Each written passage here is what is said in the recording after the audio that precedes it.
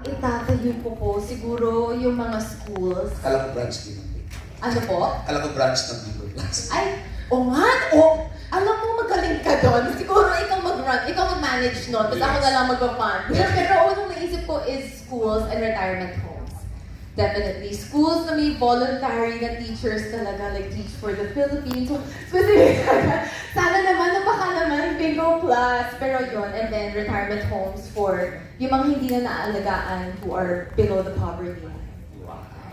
My next question is, sumugat na rin ba sa love? Sa love! Hindi ba sa hindi ba love is always a gamble. And totoo naman na walang matalino sa love. Yes. I will count myself in na rin dyan. Pero ang pinakamalaking sugal sa love, malaki din ang reward. Pero dapat, sumusugal ka ng tama and in moderation sa love. Because hindi pwedeng bigay ka lang ng bigay. Kailangan protect.